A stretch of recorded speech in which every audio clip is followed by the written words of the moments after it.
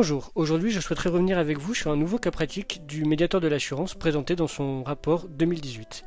Un acheteur d'un téléphone portable souscrit également un contrat téléphonique avec une grande compagnie de téléphone.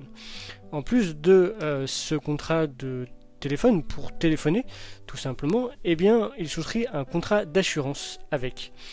Quelque temps passe et le souscripteur de cet achat de téléphone se rend compte qu'il paye en plus de la ligne téléphonique un contrat d'assurance dommage qui garantit le téléphone et les possibles chutes, les possibles dommages qui peuvent apparaître sur l'appareil.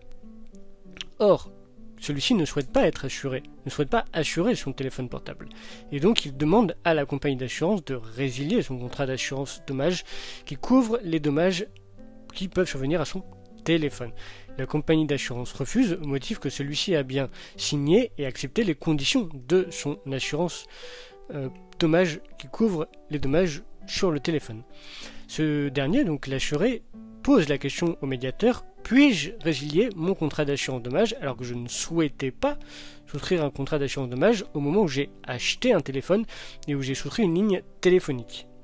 Le médiateur répond à cet acheteur de téléphone qu'à partir du moment où les documents sont bien signés et que l'assuré a bien accepté les conditions de son assurance dommage de son téléphone, eh bien ce dernier reste couvert jusqu'à la date anniversaire de son contrat, et c'est uniquement à la date anniversaire de son contrat que ce dernier pourra, s'il le souhaite et s'il respecte les délais prévus par la loi et par le code des assurances, résilier son contrat d'assurance dommage. Et donc, quelle extrapolation on peut faire de ce cas pratique en assurance vie?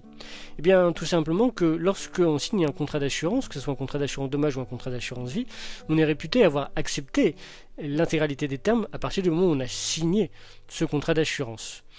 Peut-être, petite précision, la différence entre un contrat d'assurance vie et un contrat d'assurance dommage classique, c'est qu'en assurance vie, tout souscripteur a 30 jours pour renoncer à son contrat, ce qui n'est pas le cas dans le cadre des contrats d'assurance dommage. Et donc le conseil que moi je peux donner, c'est simplement que quand vous avez un contrat d'assurance vie entre les mains, vous avez 30 jours pour lire votre contrat et y renoncer sans motif si vous le souhaitez. Évidemment, il faut mieux lire son contrat avant de signer ce contrat, tout simplement.